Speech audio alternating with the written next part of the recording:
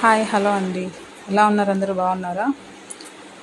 Welcome to Reshma's world. ఈరోజు tomato పచ్చడి గురించి చెప్పుకుందామా? ఫుల్ రెసిపీ కావాలన్నారు కదా, సో దాని గురించి యాక్చువల్గా ముందు షార్ట్లో మీకు ఆల్రెడీ చూపించాను నేను ఏమేమి ఇంగ్రీడియంట్స్ వేసుకుంటారో అని.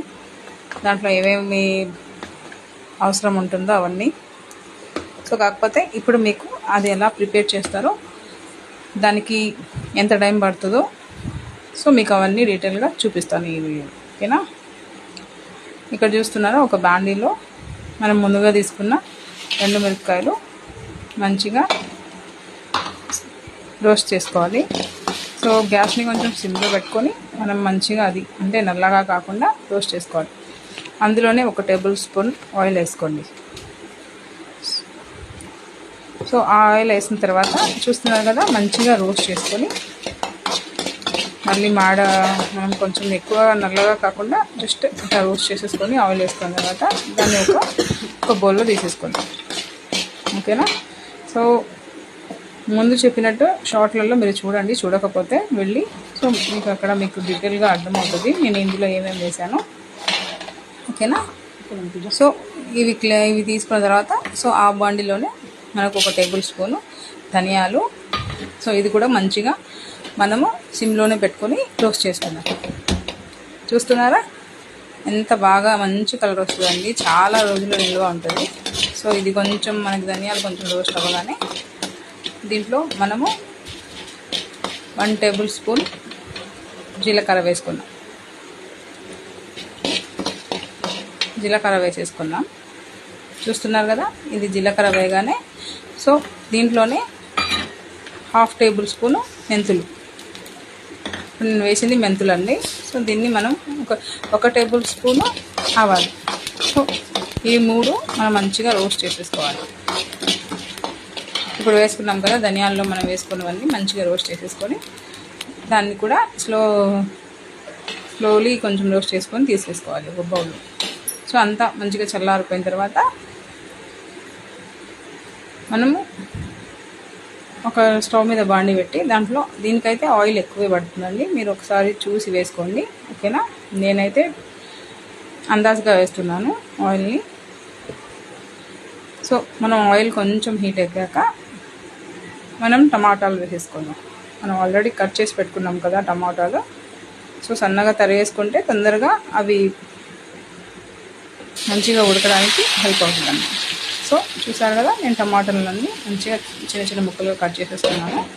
సో అది ఇప్పుడు ఆయిల్ వేసేసాను. సో మనం ఒక 2 మినిట్స్ మీరు హై ఫ్లేమ్లో పెట్టుకోండి, ఎందుకంటే మంచిగా అది మనకి మంచిగా ఉడకాలి కదా టమాటాలు. సో కాబట్టి మంచిగా బాయిల్ అయితే దాంట్లో మనకి మంచి జ్యూసీనెస్గా వస్తుందండి. సో ఇది ఇట్లా మంచిగా బాయిల్ అవ్వాలి అంటే ఒక 2 మినిట్స్ మనం హై ఫ్లేమ్లో పెట్టుకోవాల్సింది. సో 2 మినిట్స్ తర్వాత మనం ఒకసారి అంతా కలిపేసుకొని సో కొంచెం మళ్ళీ సాల్ట్ యాడ్ చేసుకోవాలండి. నేను ఇక్కడ కొంచెం మిస్టేక్ ఏం చేశానంటే, ఇందులో చింతపండు వేస్తారు ఇది మగ్గిపోయిన తర్వాత, టమాటాలు మగ్గిపోయిన తర్వాత. సో నేను అది టమాటాల్లో చింతపండు వేసేది క్లిప్ మిస్ అయిపోయింది. ఓకేనా? సో మీరు మాత్రం టమాటాలు మగ్గిన తర్వాతే చింతపండు వేసుకోండి. మనకు ఎంతవరకు మగ్గించాలి అంటే ఆయిల్ సపరేట్ అయిపోవాలండి, ఆయిల్ సపరేట్ అవుతుంది. సో చూసారా, నేను 2 మినిట్స్ తర్వాత నేను స్లో చేశాను. సో కాబట్టి మీరు కూడా 2 మినిట్స్ తర్వాత మీరు స్లో ఫ్లేమ్లో పెట్టుకొని మంచిగా మగ్గించేసుకోండి టమాటాలు. సో మధ్య మధ్యలో మనం అట్లా ఇలా మనం కదుపుతూ ఉండాలండి, లేకపోతే మాడిపోతుంది. చూస్తున్నారా, మంచిగా ఉడికిపోతుంది కదా. సో దీన్ని ఇట్లా మంచిగా మనం మగ్గించుకోసుకొని టమాటాల నుంచి ఆయిల్ సపరేట్ అయ్యేంత వరకు మగ్గించేసుకోవాలండి. ఆయిల్ సపరేట్ అవుతుంది అనగా మనము చింతపండు వేసేసుకోవచ్చు. సో చింతపండు వేసిన తర్వాత ఒక 5 మినిట్స్ లేదా ఒక 3 మినిట్స్ మనం మగ్గించేసుకుంటే కరెక్ట్ మెజర్మెంట్ అవుతుందండి. ఓకేనా?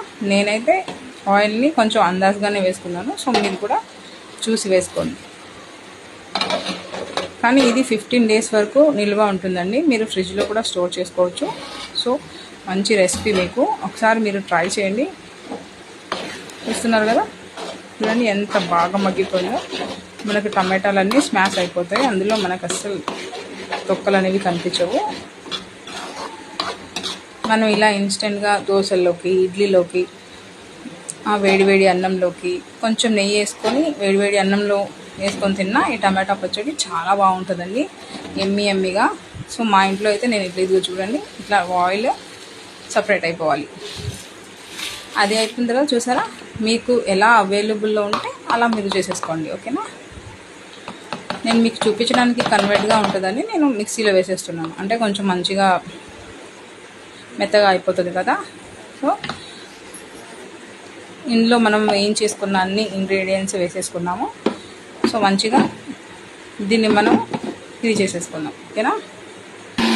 మెత్తగా గ్రైండ్ చేసేసుకున్నాక దీంట్లో అల్లం మనం తీసుకున్నాం కదా, ఒక అల్లం ముక్క కొంచెం, సో అది కొంచెం చిన్న చిన్న ముక్కలుగా కట్ చేసేసుకొని దాన్ని కూడా గ్రైండ్ చేసేసుకుందాం. చూసారా, కల్లుప్పు కూడా వేసానండి, మీరు ఉప్పు మర్చిపోకండి, మళ్ళీ చెప్పలేదు అనుకుంటారు. సో ఉప్పు కూడా వేసాను. సో అలాగే ఈ టమాటాలో చూడండి నేను చింతపండు కూడా వేసాను. మంచిగా దీన్ని అంతా మంచిగా స్మాష్ చేసేసుకొని మంచిగా గ్రైండ్ చేసేసుకుంటే మనకి టమాటా పచ్చడి రెడీ అండి. మనం ఇలాగే తినేయచ్చు, లేదా మనం తాలింపు వేసుకుంటాం కదా, మళ్ళీ నేనైతే హాఫ్ తీసి హాఫ్ స్టోర్ చేసేసానండి. మీకు నచ్చితే సబ్స్క్రైబ్ స్టోర్ చేసుకోండి.